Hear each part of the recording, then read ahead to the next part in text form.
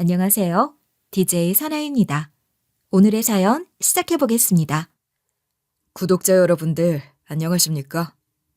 여러분들은 인생에서 뒤통수가 얼얼할 만큼의 반전이라는 상황을 겪어보신 적이 있으신지 궁금합니다. 저는 참 여기 계신 기구한 사연을 겪으신 분들에 비하면 별거 아닌 일상에서도 누구나 겪을 수 있는 그런 상황 속에 살았던 것 같기도 합니다. 우리 아내를 똑 닮은 딸을 세상에서 제일 가는 공주로 키우고 싶은 마음에 아등바등 열심히 살았습니다. 모든 불행한 일이 저를 거쳐 지나간다고 생각했을 때 저에게도 말로 표현할 수 없는 반전이 일어나게 되었습니다. 그래서 여러분들께 제 사연을 공유하고 싶었습니다. 그러면 혹시 어려운 이 세상에서 저와 같은 상황이 찾아오길 바라며 희망을 가지시는 분들이 생기지 않을까 싶어서요. 그럼 제 이야기 한번 풀어보겠습니다. 저는 정말 평범한 회사원으로서 하루하루를 지겹게 살아가는 사람이었습니다. 누구나 직장인이라면 그렇게 생각하실 거예요. 뭐 재미난 일 없나? 하고요. 늘 똑같이 굴러가는 하루에 단비가 내려주기를 기다리고 있었죠. 회사원들에게 단비만큼 소소하게 젖어드는 즐거움이 필요한 사람도 없을 겁니다. 그 당시에 저는 그랬어요. 재밌는 일을 찾아가기엔 체력이라는 게 부족했고 그렇다고 매일매일 똑같은 하루를 보내는 것에 실증을 내고 있을 때였습니다. 그런데 이게 웬걸? 지하철에서 내려 집까지 가려고 출구를 딱 나왔는데 단비는커녕 갑자기 하늘에서 폭우가 쏟아지기 시작하는 겁니다. 주룩주룩 내리는 비였다면 그냥 맞고 집까지 뛰어가자 싶었겠지만 정말 시원하게 하늘에서 구멍이라도 뚫린 듯 비가 내리는데 난감하더라고요. 퇴근길에 편의점에 들러서 맥주를 사가야겠다고 마음을 먹었는데 맥주는커녕 집까지 뛰어가는 길에 속옷까지 쫄딱 다 젖을 것 같다는 생각이 들었습니다. 뛰어가면 5분 거리. 그 사이에 비가 얼마나 더 오려나 머릿속으로 계산을 하면서 지하철 출구 앞에서 한참 동안 멍을 때리고 있었어요. 혹시 우산이 없으셔서 못 가고 계시는 거면 제 우산이라도 같이 쓰고 가실래요? 크기가 큰 건 아니지만 회사 서류 가방 정도는 앉아줄 수 있을 것 같은데요. 갑자기 들려오는 여자의 목소리에 깜짝 놀랐죠. 그 옆에는 맑은 얼굴을 하고 우산을 매만지고 있는 여자가 하나 서 있었습니다. 그 맑은 얼굴이 얼마나 천사처럼 보이던지요. 저는 구멍 뚫린 듯 비를 퍼붓고 있는 하늘에서 비와 함께 딸려보낸 천사라고 생각을 했습니다. 사람이 한눈에 반할 수 있다는 말을 믿은 적이 없었는데 그날 처음으로 저에게 새로운 믿음이라는 게 생겼습니다. 제 인생을 뒤흔들고도 남을 것 같다고 생각할 정도로 아름다운 미모를 가진 여성이 저에게 우산을 같이 쓰자고 하는데 거절을 할 사람이 어디 있겠습니까? 저는 그 여자의 사는 곳도 나이도 이름도 몰랐지만 첫눈에 그냥 조건 없이 아무것도 따지지 않고 반하고 말았습니다. 제 운명의 상대라고 생각을 했어요. 우산을 같이 쓰고 집에 가는 내내 저는 서류 가방을 가슴에 폭 껴안아야 했습니다. 그러지 않으면 세차게 내리는 이 장대비의 소리를 뚫고 그녀에게 제 심장 소리가 들릴 것 같았거든요. 그렇게 첫 만남을 뒤로 한 채 저는 상사병에 걸린 사람처럼 그 여자의 얼굴을 밤마다 꿈에서 그려내야 했습니다. 이 여자가 웃으면 어떤 모습일까? 화를 내면 어떤 모습일까? 하면서 말입니다. 병에 걸린 것 같았어요. 사람이 한순간에 온통 마음을 뺏겨버리는 것이 가능한가 싶을 정도로 말입니다. 그래서 저는 매일같이 그 비슷한 시기에 지하철 출구에서 그 여자를 기다렸습니다. 기다린 티를 내지 않으려고 몇 번이나 개찰구 주변을 서성이다 출구에 올라갔습니다. 시간이 엇갈린 것인지 못 마주칠 때도 있었지만요. 그렇게 3번 정도 마주치고 나니 그 여자의 퇴근 시간을 알겠더라고요. 그래서 저는 용기를 냈습니다. 처음에는 우산을 씌워준 것이 고맙다며 그녀에게 편의점에서 산 캔커피를 내밀었고요. 그 다음에는 캔커피가 너무 약소했던 것 같다며 디저트를 건넸어요. 여직원들에게 추천을 받은 무슨 에클레어인지 뭔지 아는 길쭉한 디저트였습니다. 그리고 마지막으론 꽃을 건넸습니다. 아니, 이게 웬 꽃이에요? 지난번에 주신 디저트도 정말 맛있게 잘 먹었는데. 오다 주었다고 하긴 꽃이 너무 화려하죠? 생각나서 샀습니다. 이 꽃다발을 보는데 자연 씨의 얼굴이 딱 떠올랐어요. 아, 정말 너무 감사합니다. 전 그동안 챙겨드린 게 하나도 없는데. 제가 이렇게 전부 받아도 될지 모르겠어요. 수줍은 얼굴을 하는 그 밑에 살짝 오묘한 그림자가 있긴 했지만 전 그런 것 따위 깊게 생각하지 않았습니다. 저희는 그 우산을 계기로 또 저희 무단한 노력으로 연애를 하게 되었습니다. 이렇게 제가 잘한 부분만 이야기하면 로맨티스트가 따로 없다고 생각하실지 모르겠지만 사실 전 무뚝뚝하고 감정 표현이라는 것을 잘하지 못하는 전형적인 한국 남자였습니다. 아내를 만나고 아내를 놓치고 싶지 않은 생각에 제 안에 있던 틀을 깼었던 거죠. 사실 사람의 본성이라는 게 그렇게 쉽게 바뀌는 것은 아니잖아요. 저만 해도 운동을 참 오래 해왔던 사람이었기 때문에 운동선수 그 특유의 무거움을 가지고 있었습니다. 특히 전 가벼운 것도 아니고 정신의 집중이 필요하고 또 감정을 내비치는 안 되는 검도를 오래 했었거든요. 제가 어릴 때만 하더라도 검도를 하는 사람들이 꽤 많았었습니다. 태권도, 합기도, 검도는 동네 아이들이라면 한 번씩은 거쳐가는 필수 코스일 정도로 인기가 많았었습니다. 요즘 좀 아쉬운 게 검도장이 별로 없더라고요. 가끔 가다가 검도가 하고 싶을 때가 있는데 동네에 있던 검도장이 전부 사라져서 죽도를 잡을 수 있는 곳이 없어서 조금 아쉽긴 합니다. 아무튼 그때는 지금의 태권도장에 견주어도 손색이 없을 만큼 동네에 검도장이 참 많았었습니다. 저는 검도를 꾸준히 배우면서 검도로 이름을 날리는 선수가 되고 싶다고 생각을 해왔습니다.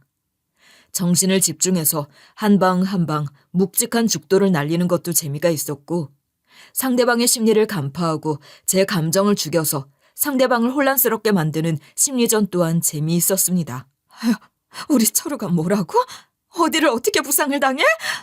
어떻게 하면 좋아? 엄마, 나 괜찮아. 이것 좀 재활하면 금방 좋아질 거야. 그러니까 나 운동 계속할 수 있어. 무슨 소리를 하는 거야? 아킬레스건이 파열됐다고 하는데 너 이제 운동 못해. 이거 평생 다리를 절게 될 수도 있는 일이라고. 노력하면 안 되는 거 없다니까? 엄마는 검도인의 정신을 어떻게 보는 거야? 나 올림픽 나갈 거라고. 나 할 수 있다니까? 저는 국가대표가 되는 것이 목표였어요.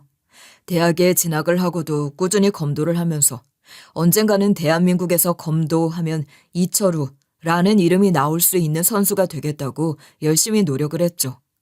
하지만 대학 때 검도도 아니고 친구들이랑 축구를 하다가 글쎄 아킬레스건이 파열이 될 줄은 상상도 못했습니다. 검도는 스텝이라는 게 참 중요한 운동이었기 때문에 저는 아킬레스건이 파열된 순간 느낄 수 있었습니다. 아, 그래. 나는 검도를 더 이상 할 수 없겠구나 하고 말입니다. 일찍도 아니고 대학을 다니던 시절에 어이없게 부상으로 인해서 운동을 그만두게 되었기 때문에 저는 정말 티를 내진 않았지만 큰 좌절을 했습니다. 그때부터라도 제 미래를 위해서 공부를 열심히 해보려고 했지만 잘 되지 않았습니다. 평생 운동만 해온 사람이 무슨 공부를 이제 와서 시작한다고 해서 잘할 수 있었겠어요. 무식하게 그냥 패기로 밀어붙이는 것 말고는 잘하는 게 하나도 없었거든요. 저는 대학을 졸업하고 꽤 오랜 시간을 제가 할 수 있는 게 무엇인지를 고민하며 찾아가는 시간을 가지느라 꽤 많은 시간을 낭비해야 했습니다. 검도만 한 사람이 뭘 할 줄 알아서 회사에 취직을 할 수 있겠어요. 지금이라도 서점에 가서 책을 사서 무슨 자격증이라도 따야 하는 거 아니야? 공무원 시험 준비 같은 거라도 하든가. 공무원은 뭐 아무나 하는 거야. 그거 시험도 엄청 어렵다고 하던데. 난 일단 공부랑은 잘 안 맞는 것 같아. 공부할 자신은 없어. 대학을 졸업한 지가 얼마고 검도를 그만둔 지가 얼만데 아직도 침대에 누워서 빈둥빈둥 하는 거야? 엄마 더 이상 못 참아. 너 이렇게 좋은 시기에 허송세월 낭비하는 거 못 참는다고. 알았어. 나가서 뭐 책이라도 사서 보던지 아니면 뜀박질이라도 하고 올 테니까 잔소리 좀 그만해. 전 그때 공무원 시험을 준비한다고 해서 잘할 자신도 없었어요. 저는 어쩔 수 없이 패기를 가지고 헤쳐나가보자 하는 용기를 가지기로 했죠. 닥치는 대로 회사에 그냥 이력서를 뿌렸습니다. 거짓말 하나 안 보태고 거의 100군데 정도 돌렸던 것 같아요. 입사 공고를 보고 낸 곳도 있었고 사람 뽑는다는 소리도 없는데 찾아가서 다짜고짜 이력서를 던지고 오는 것도 있었습니다. 저희 부모님도 갑자기 달라진 저를 보고 대단하다고 하셨었죠. 저에게 그런 근성이 있었기 때문에 검도 하나로 대학도 들어갈 수 있었던 게 아닐까요? 저에게는 누나가 하나 있었는데 우리 누나는 간호대를 나와서 대학병원에서 일을 하고 있었던 간호사였습니다. 그런 누나가 절 보면서 매번 아깝다고 했죠. 철우야, 누나는 네가 진짜 아깝다? 너 정도 근성에 너 정도 체력이면 간호사를 했으면 딱인데 말이야. 공부를 조금만 잘했어도 간호사 해보라고 꼬셨을 텐데. 남자가 무슨 간호사야. 가오상하게. 난 딱 회사 들어가서 컴퓨터 앞에 앉아서 일할 거라고. 야, 간호사가 얼마나 대단한 직업인데 그거 체력이 안 좋으면 절대로 버틸 수 없는 일이라니까? 누나 봐라.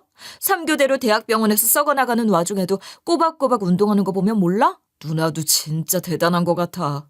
어떻게 밤새고 와서도 운동은 안 빼먹냐? 그러니까 누나도 악발이라는 소리를 듣는 거야. 저희 누나도 근성 하나는 끝내줬어요. 저희 가족의 집안 내력일지도 모른다고 생각했습니다. 아마 저희 부모님께서도 그렇게 생각하실 거예요. 아무튼 전 그 근성 하나로 면접에서 패기 넘치는 모습을 보여드렸습니다. 이력서를 100개나 돌렸지만 막상 면접을 볼 수 있었던 회사는 5개밖에 되지 않았기 때문에 저는 매 면접마다 여기가 아니면 안 된다는 자세로 임했습니다. 할 줄 아는 것은 많지 않아도 배우면 다 할 수 있다는 마인드로 임했던 면접 한 군데에서 합격 통보를 받을 수 있었습니다. 중소기업이긴 했지만 일을 배워나가면서 나아가기엔 딱 괜찮다는 생각을 하게 되었어요.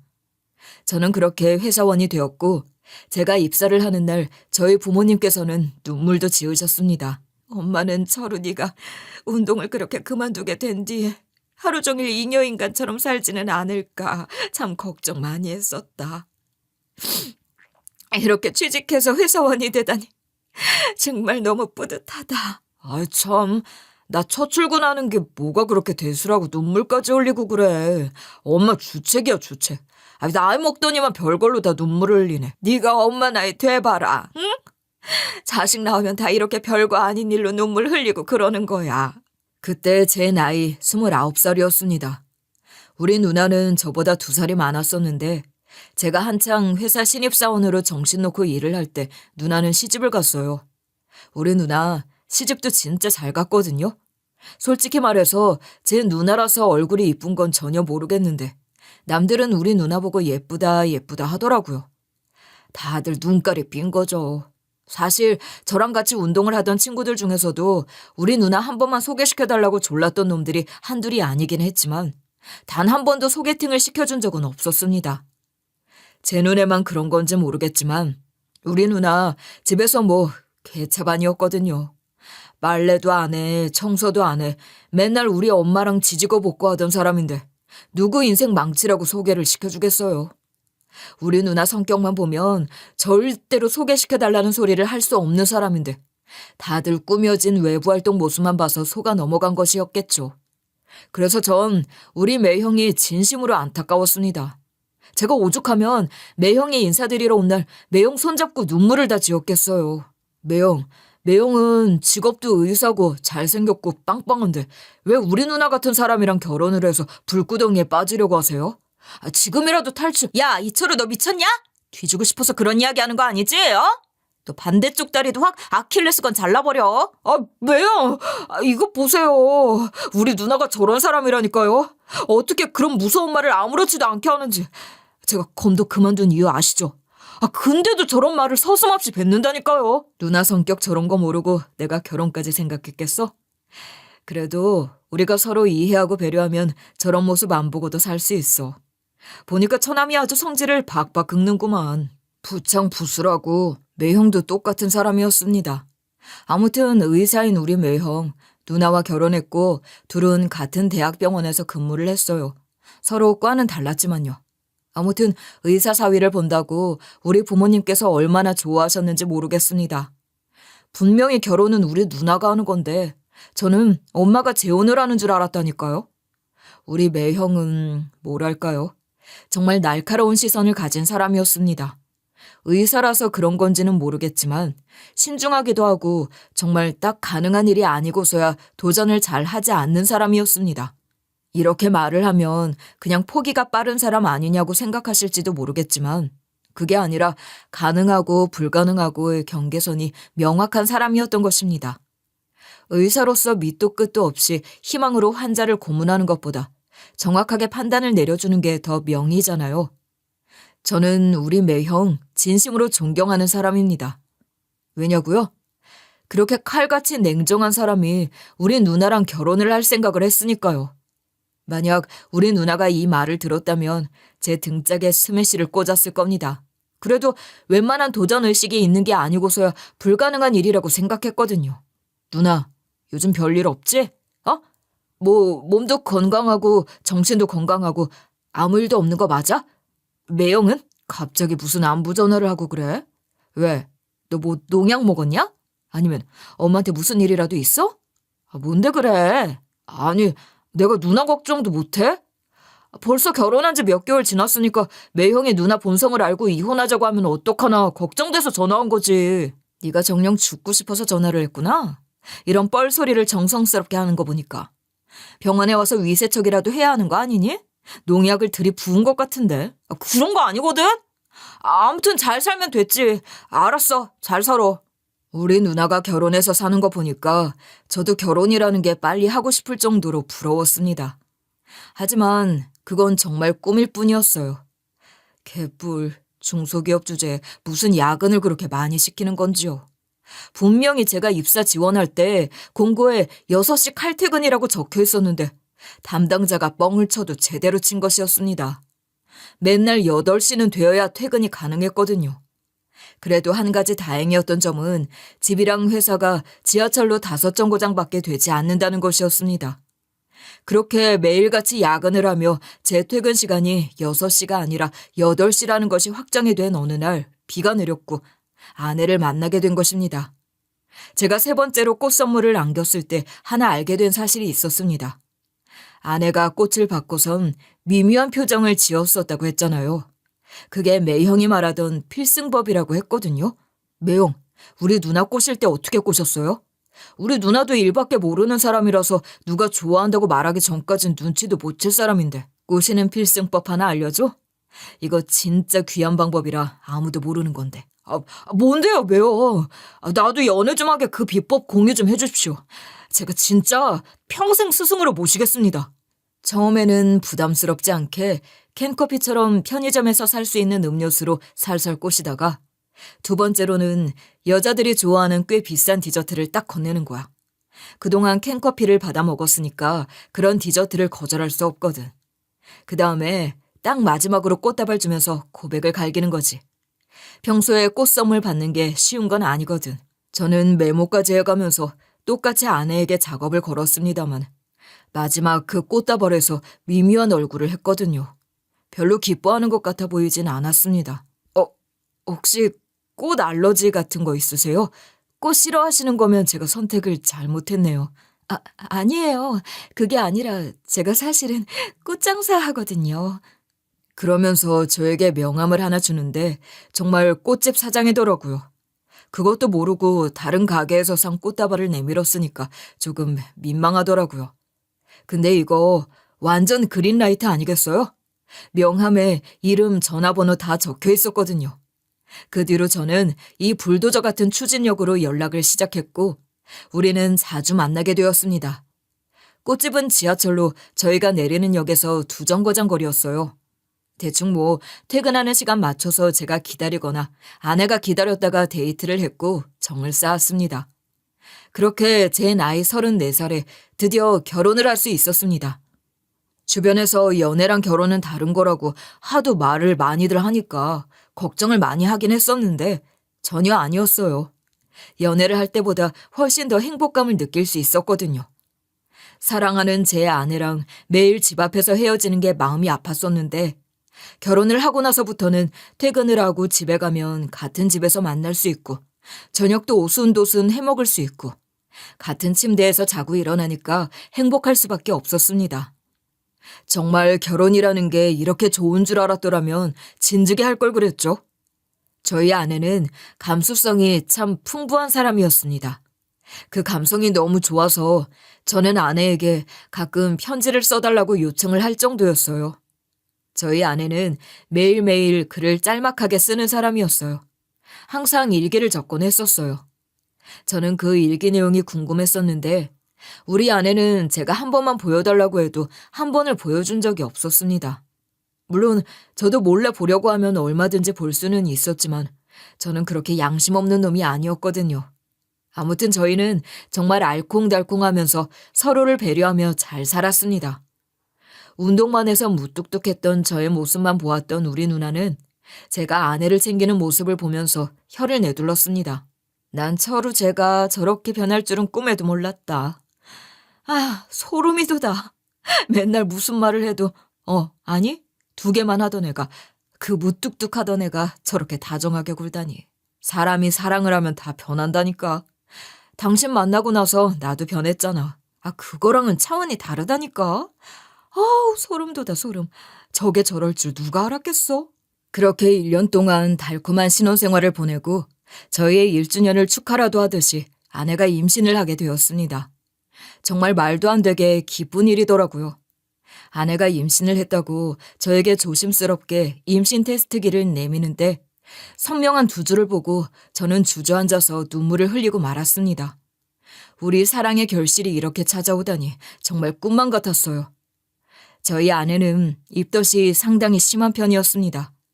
그런데 이상하게도 저희 어머니께서 해주신 음식만큼은 그렇게 잘 먹는 겁니다. 여보, 진짜 이상하지? 우리 엄마가 해준 음식도 입덧 때문에 울렁거려서 잘 못 먹겠는데 왜 어머님이 해주신 음식은 꿀떡꿀떡 넘어가지? 정말? 뭐가 제일 맛있었어? 엄마한테 반찬 좀 해서 보내달라고 그래야겠다. 어머님이 너무 번거로우실 것 같은데. 근데 어머님이 해주신 음식만 들어가. 나 어머님이 해주신 고추장찌개 먹고 싶다. 기다려봐. 내가 엄마한테 연락해둘게. 손주가 먹고 싶다는데 엄마도 당연히 해주실 거야. 입덧도 15주쯤 지나가면 괜찮아진다고 하던데 저희 아내는 만사까지도 입덧이 심했어요. 임산부들은 살이 찌는 게 정상이라고 하는데 살이 오히려 빠지더라고요. 그래도 저희 어머니의 음식만큼은 너무나도 잘 먹었기 때문에 저희 어머니께서 반찬이며 국이며 전부 다 손수 만들어서 집으로 가져다 주셨습니다. 저는 정말 이런 행복을 평생 누리면서 살고 싶다고 생각을 했어요. 고부 갈등은 저희 집안에서 있을 수 없는 일이었습니다.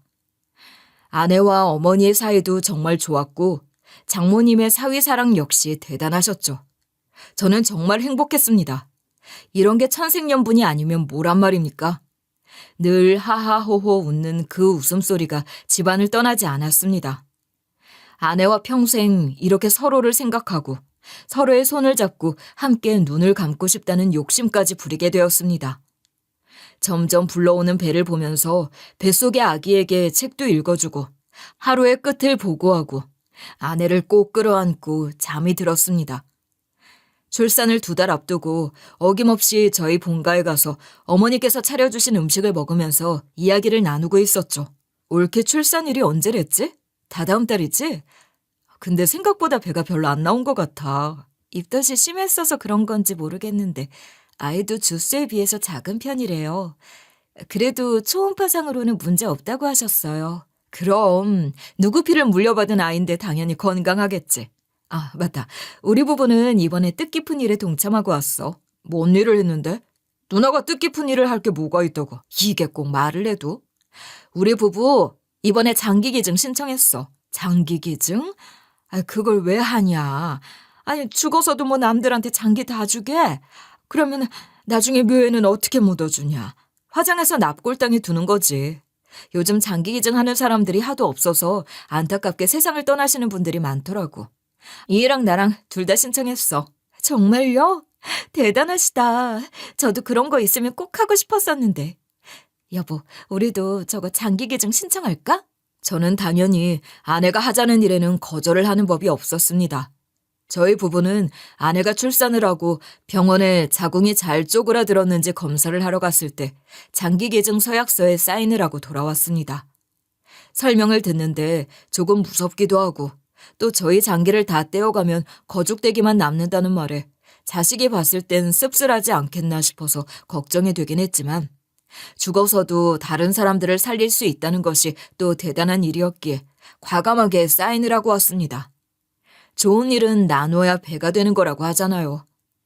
세상에 태어나 눈을 뜬 우리 딸은요, 아내를 닮아서 천사였습니다. 전 있죠. 정말 아이를 낳는다는 것이 축복이라는 말을 제대로 실감하게 된 것이 아이가 처음 눈을 떠서 절 마주했을 때였어요. 우리 딸이 울어 제껴도 잠을 자느라 반응이 없어도 너무 예뻐서 견딜 수가 없었습니다. 세상에, 천사가 천사를 낳았더라니까요. 우리 아내는 헌신을 다해서 저희 딸을 돌보았습니다. 우리 아이가 엄마를 닮아서 온순하기도 했지만 우리 아내의 인내심으로 아이를 돌보았기 때문에 더 잔잔한 가정이 되었던 것 같아요. 아내는 아이를 돌보겠다는 마음으로 꽃집을 다른 사람에게 인수했습니다. 오랜 시간 운영해온 꽃집을 그만둔다고 했을 때 제가 조금 더 서운했을 정도였어요. 아내가 꽃이랑 참 잘 어울렸기 때문이었습니다. 여보, 집에서 하루 종일 아이만 돌보고 있으면 심심하지 않아? 우리 어머니께 아이 맡기고 나가서 바람이라도 쐬든가 아니면 내가 연차를 내던가 할게. 육아는 같이 하는 거잖아. 내가 좋아서 하는 건데 뭐가 심심해. 우리 딸이랑 하루 종일 같이 있으면 심심할 틈도 없어. 너무너무 행복한걸? 당신이 고생이지. 나야 뭐 당연히 해야 할 일을 하는 건데 뭐가 고생이야. 당신이 우울하지 않았으면 좋겠어. 여보, 나 지금 인생 최고로 행복해. 우리 딸이랑 보내는 시간이 너무 소중하거든. 아내는 그 말을 하면서 맑게 웃었어요. 꽃꽂이를 오래 해서 그런 건지 집에서 할 게 없을 땐 아이를 데리고 꽃시장에 가서 꽃을 사와 집안에 꽃장식을 해두곤 했습니다. 저는 집에 가면 그 향기에 취하곤 했죠. 이런 일상이 당연히 영원할 거라고 생각을 했습니다.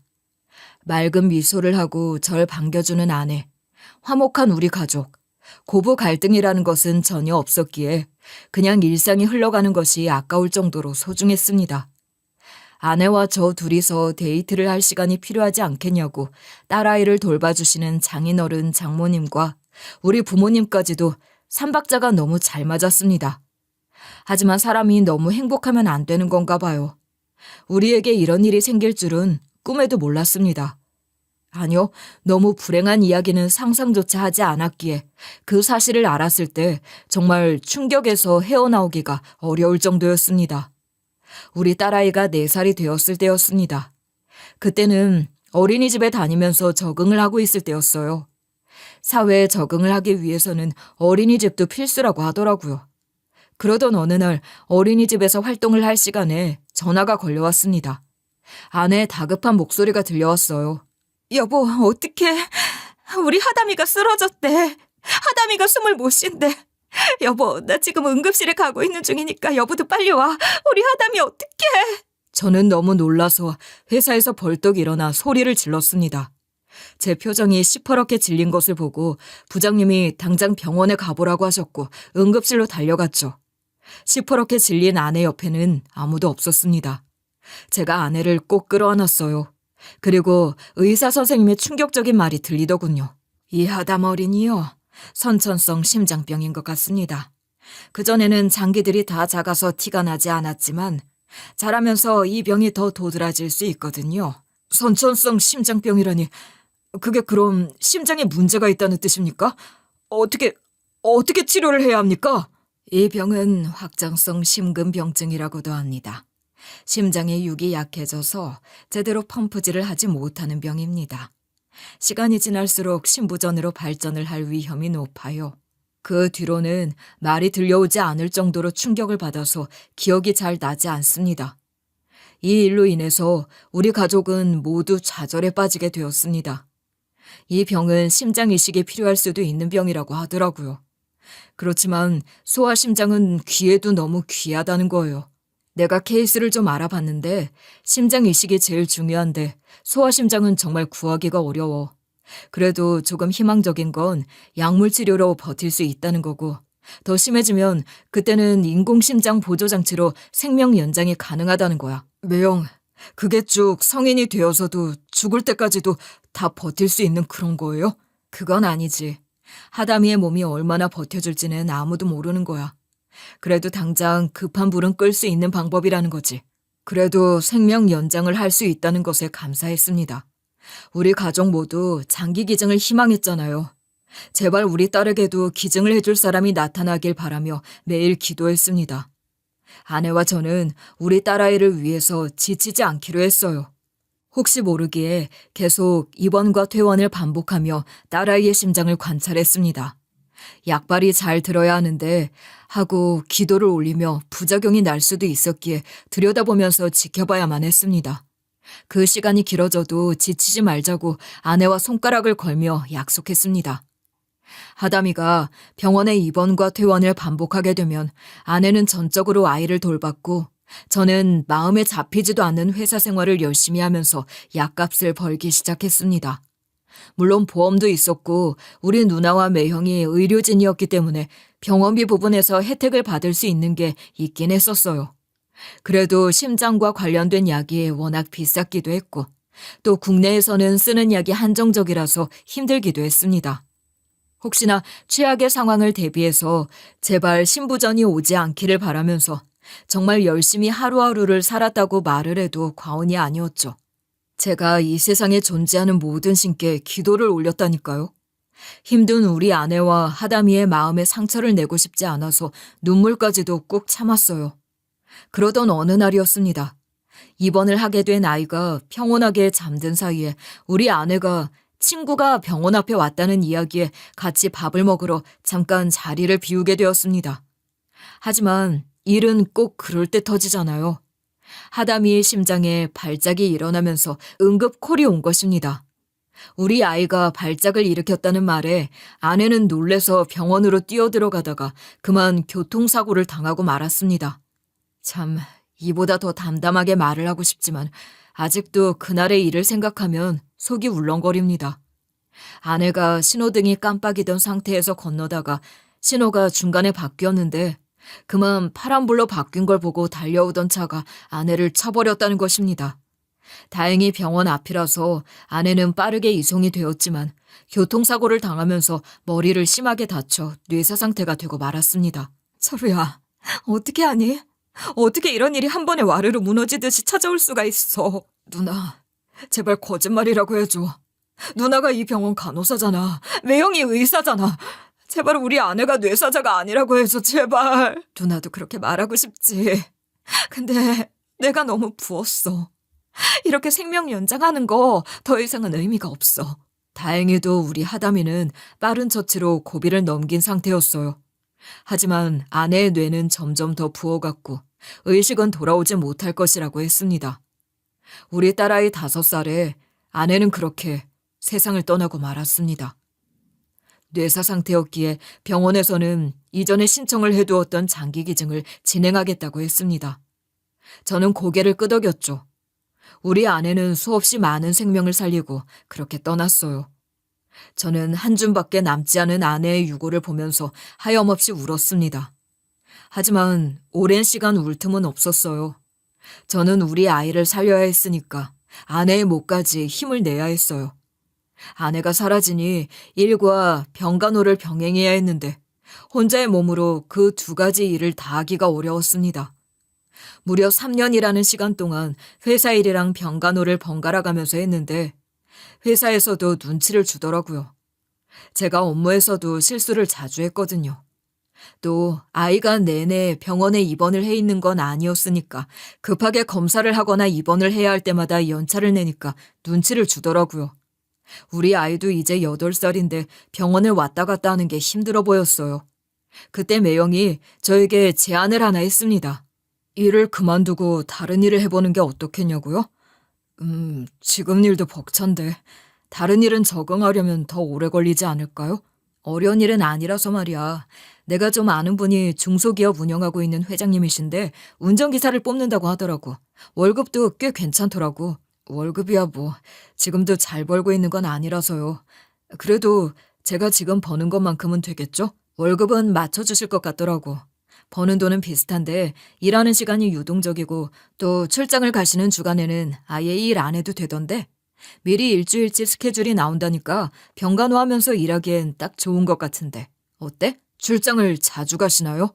그러면 그 돈 받는 게 좀 죄송스러울 것 같기도 하고요. 처남, 지금 회장님 걱정할 때야? 아휴, 아무튼 그럼 회장님한테 처남이 일할 거라고 말해둔다? 확실히 의사라 인맥도 좋은 것 같았죠. 저는 고개를 끄덕였고 회장님과 가벼운 면담 후 업무에 대해서 듣고 일을 시작했습니다. 매일같이 묵묵하게 회장님 곁에서 운전기사 노릇을 하면서 성실하게 일을 했습니다. 회장님은 해외 스케줄도 꽤 자주 있었어서 제가 아이를 간호하긴 훨씬 쉬웠어요. 아내의 기일에도 회장님은 해외 스케줄이 있어서 저는 마음 놓고 기일을 챙길 수 있었습니다. 참 슬픈 게요. 아내의 기일에 무덤에 찾아가면 꼭 아내가 좋아했었던 프리지아가 놓여 있더라고요. 저는 당연히 장모님이 매번 챙겨주신다고 생각했습니다. 그게 그렇게 씁쓸했어요. 장모님은 아내가 죽은 뒤에 절 안 보시려고 노력하셨거든요. 아내가 죽고 얼마 지나지 않아 처가에 갔을 때 문전박대를 당했습니다. 저랑 하담이 둘 다요. 여기가 어디라고 와. 죽은 아내 뒤쫓아서 뭐 하겠다고. 그러지 말고 앞으로 우리 걱정하들 말고 자네 인생이나 챙겨. 하담이 잘 키우고 재혼해. 좋은 사람 만나서 재혼하라고. 싫어요. 무슨 재혼입니까? 전 하담이 엄마밖에 없습니다. 그렇게 청승 떠는 거 우리 애도 안 좋아할 거야. 하담이에겐 엄마가 필요할 거야. 좋은 여자 만나서 새 출발해. 여기는 이제 그만 와. 이제 자네 찾아와도 문 안 열어줄 거니까. 그렇게 쫓아내신 뒤로 정말 얼굴 한 번을 안 보여주셨어요. 그래서 기일에도 마주치지 않으려고 일부러 하루 먼저 오시는 것 같았습니다. 제가 회장님 운전기사로 일을 한 지 2년 차가 되고 아내의 기일이 다가오게 되었습니다. 근데 하필이면 그날 일정이 딱 잡힌 거예요. 고민을 하다가 저는 조심스럽게 회장님께 부탁을 드렸습니다. 회장님, 정말 죄송합니다. 혹시 다음 주 수요일에 제가 일을 하루 비울 수 있을까요? 다음 주 수요일? 그날은 왜?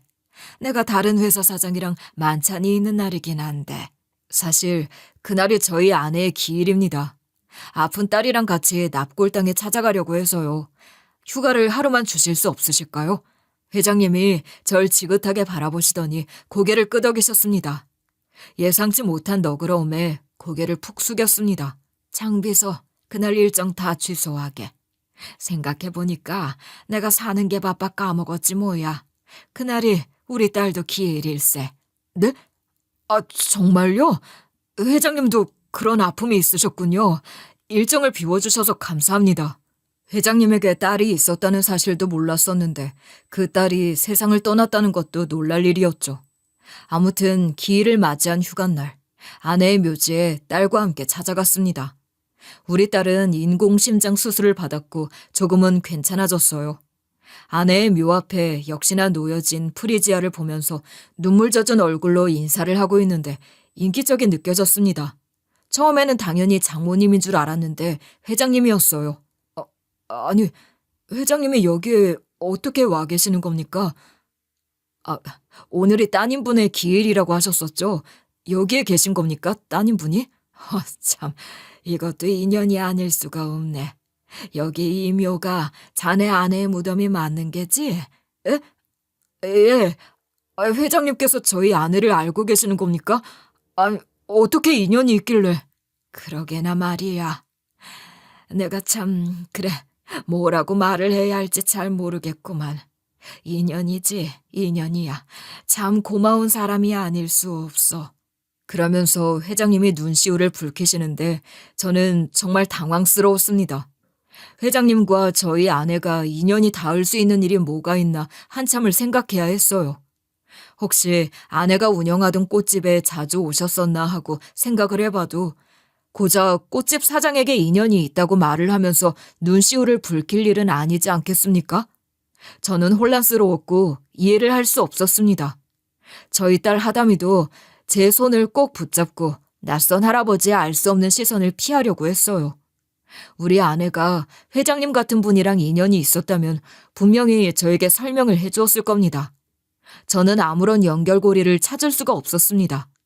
아내의 주변 사람들 중에서도 제가 모르는 사람은 하나도 없었으니까요.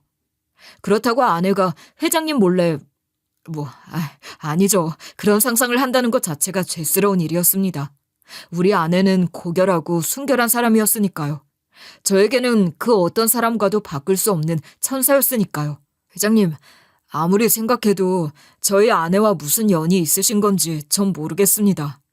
아내 주변에 회장님 같은 분이 계셨다면 제가 모를 리도 없고요. 나도 우리 딸을 생각하면 어떻게 입을 열어야 할지 모르겠구만. 그래, 이 아이가 그 심장이 아픈 딸이겠구나. 지금은 좀 괜찮은 거고. 그 말을 하시면서 눈물을 또르르 흘리시는데 별 생각이 다 들었습니다. 그러니까 혹시 우리 아내가 회장님의 숨겨진 딸이었나 싶은 겁니다. 아내의 기일과 회장님 딸의 기일이 같다고 했으니까 혹시라도 우리 장모님이 재혼을 한 것이라든가 아니면 아내가 어찌저찌 회장님의 딸이었다던가 말도 안 되는 상상력이 머릿속을 지배하더라고요. 세상에 회장님이 우리 아내를 알고 있고 우리 아내의 묘를 찾아왔는데 회장님의 딸과 기일이 같다면 그것밖에 생각이 나지 않지 않겠습니까? 전 너무 혼란스러워서 쓰러질 것 같았습니다. 그러더니 회장님께서 어지러워하는 제 표정을 읽으시고 진실을 말씀해주기 시작하셨습니다. 여기서 조금 떨어진 곳에 우리 딸의 묘가 있어. 기일이 같은 날이라는 게 참 묘한 인연이지 않겠나. 그러게요, 회장님. 만약 묘가 저쪽에 있다고 말을 안 해주셨으면 큰 오해를 할 뻔했습니다. 장모님께도 죄송한 생각을 할 뻔했고요. 그런 건 아닐세. 그게 아니라 사실은 우리 딸이 심장이 참 많이 아팠어. 이 아이처럼 선천적으로 심장이 기형이었거든. 그런 우리 딸은 늘 병원에서 지냈었어. 집에서 지낸 시간보다 병원에서 지낸 시간이 더 많았지. 그런데 우리 딸이 심장을 기증받게 되었다네. 우리 희정이가 그토록 바라던 건강한 심장을 드디어 기증을 받게 된 것이야. 그 심장을 준 사람이 바로 자네 아내라네. 저는 그 말에 소스라치게 놀랐습니다. 저희 아내와 저는 장기 기증 신청을 했고 아내가 뇌사 판정을 받고 장기를 기증했잖아요. 아내가 살린 수없이 많은 생명들 중 하나가 바로 회장님의 딸이었던 것입니다. 회장님은 참 비통하다는 표정을 지으셨습니다. 저는 의문이 들었죠. 그토록 바라던 심장이식 수술을 했는데 어째서 기일이 같다고 하시는 건죠. 어쩌다가 이식을 받고 기적적으로 살아났지. 그때 이식을 받지 않았으면 우리 딸은 더 이상 생명 연장을 할 수 없을 지경이었거든.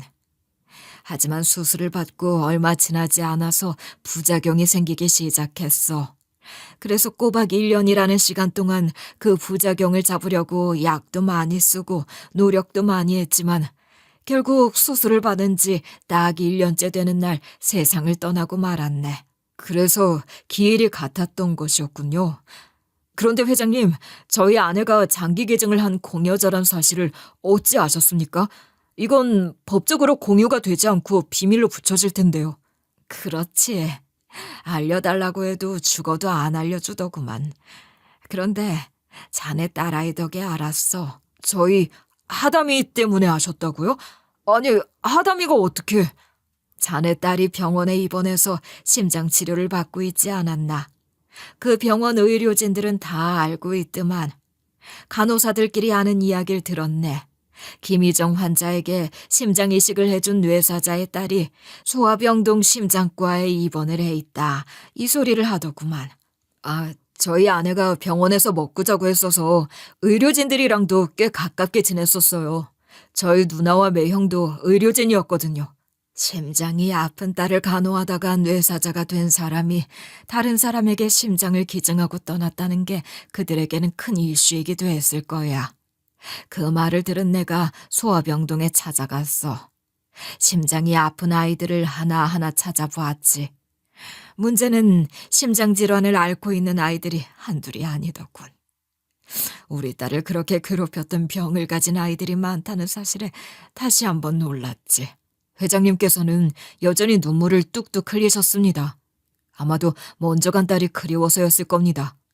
저도 눈시울이 붉어졌어요. 우는 회장님을 보는 게 마음이 아팠던 건지 하담이가 회장님에게 다가가 손을 잡아주더라고요. 어린 딸의 위로였습니다. 회장님은 웃으며 하담이의 머리를 쓰다듬어 주셨습니다. 내가 계속해서 이 아이를 찾아보려고 소아병동에 기웃기웃거리고 있으니 그쪽에도 소문이 났나 보더군. 내가 기증자를 찾고 있는 것 같다는 소문 말이야. 그걸 안 의사 하나가 나에게 말을 걸더구만. 왜 여기를 자꾸 찾아오느냐고 말이야. 회장님이 계속 우리 아이를 찾아보려고 소아병동에 기웃기웃거린다는 걸 매형이 알게 된 것이었습니다. 매형도 우리 딸 보러 자주 병실에 왔으니까요. 그 병원에 우리 누나도 매형도 일을 하고 있었으니 매형은 이제 어느 정도 소식을 듣고 공여자 딸을 찾으러 왔구나 싶었나 보더라고요. 그래서 슬쩍 말문을 연 것이었습니다. 제 딸을 누구인지 알려준 건 아니었던 것 같아요. 무슨 일로 오신 거냐, 뭐 이렇게 말문을 열어서 회장님이 굳이 제 딸을 찾으려는 이유를 알아내려고 한 거죠. 회장님의 말에 의하면 매형에게 우리 딸을 찾고 싶다고 부탁을 했지만 매형은 의료진으로서 그런 정보를 남발할 수 없으니 그냥 마음만 받겠다는 식으로 말을 했다고 하더라고요. 아마 저희 매형인 것 같습니다. 회장님께서 그런 행동을 하는 게 가족으로서는 부담이 되었을 수도 있으니까요. 내가 소문을 다 듣고 왔다고. 자네 아이를 후원하고 싶다고 말을 했네. 수술비부터 병원비까지 전액 지원을 해주고 싶다고 말이야. 사람이 은혜를 받았으면 갚아야 하지 않겠나. 하지만 저희 매형 성격이었으면 당연히 거절을 했을 테죠. 의료진으로서 그런 선택이 올바르다 생각했을 겁니다. 저도 마찬가지고요. 대쪽같이 그렇게 말을 하더군. 그런 식으로 후원을 받으면 결국에는 장기를 밀매한 것밖에 되지 않는다고 말이야. 그럴 필요 없다고 말을 하면서 옆에 있던 간호사가 끼어들더구만. 정 그렇게 감사 인사를 하고 싶으면 묘의 꽃이라도 놔달라고 말이야. 죽은 자네 아내가 좋아했던 꽃이 프리지아였다고 말을 해주더구만. 저는 정말 기가 막히는 줄 알았습니다. 저희 아내가 프리지아 꽃을 좋아하는 건 온 가족이 다 아는 일이긴 했지만 그걸 회장님께 말을 하고 회장님이 저희 아내의 묘에 프리지아 꽃을 가져다 두었을 거라곤 상상도 하지 못했던 일이었기 때문이었습니다. 매형이랑 누나도 너무한 거 아니겠습니까? 저한테 한마디 말도 안 해줄 거라곤 생각도 못했습니다. 입이 무거운 건지 아니면 저에게 이런 일까지 신경 쓰게 하고 싶지 않았던 건지 아니면 제가 덥석 회장님의 제안을 받을까 봐 믿음직스럽지 못했던 건지 전부 다 뭔 뜻이었는지 모르겠더라고요. 저는 또 하나의 사실도 알게 되었죠. 매년 프리지아 꽃을 놔두고 가셨던 게 장모님과 장인어른이 아니라 회장님이었다는 사실을 말입니다.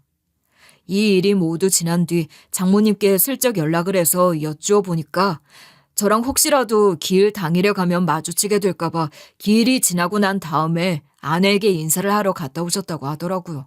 그냥 편안하게 기일에 오세요.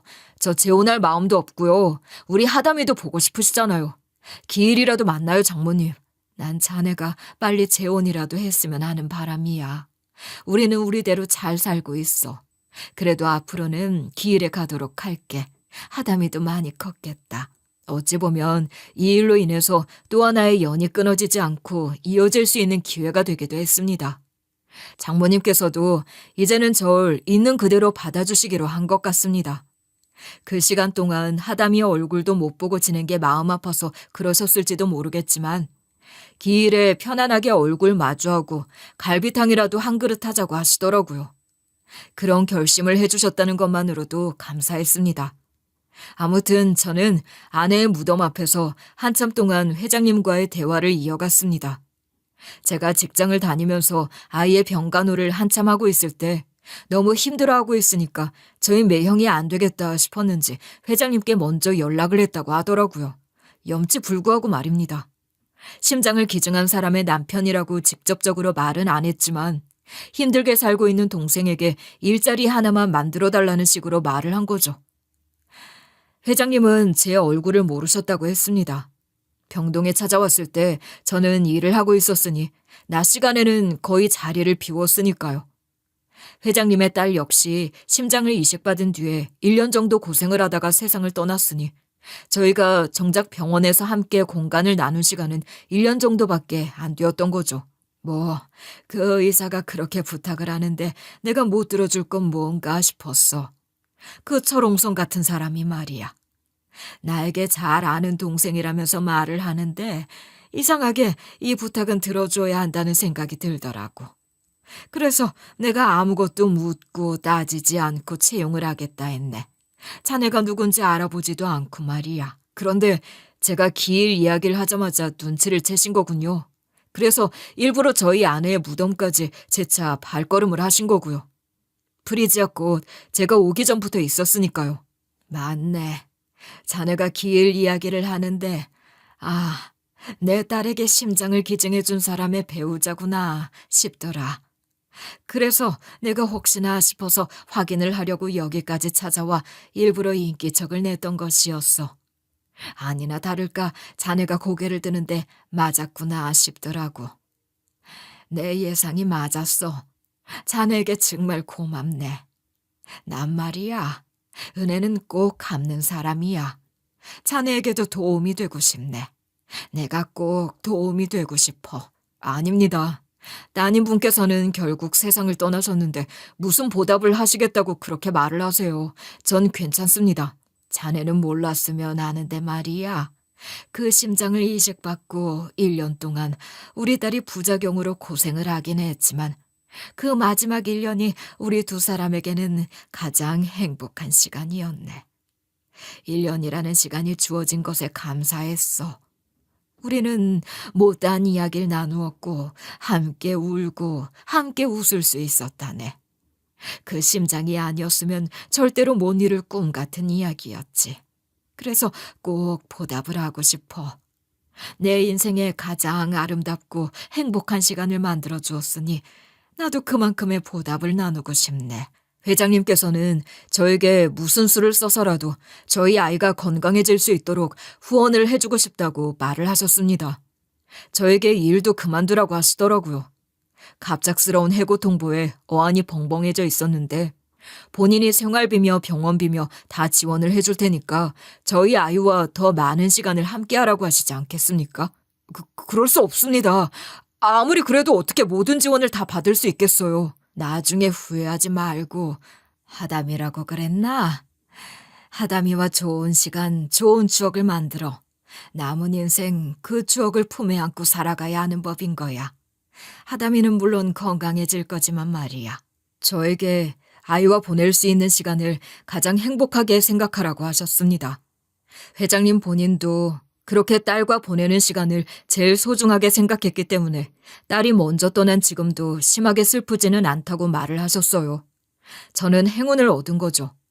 회장님은 절 지원해주겠다고 약속을 하셨고 우리 딸도 밝게 웃으며 감사하다고 인사를 했습니다. 자식이 또 낯을 가리더니만 도와준다는 이야기에 마음이 활짝 열렸나 봐요. 아빠랑 또 시간을 보낼 수 있는 거야? 나 정말 행복해.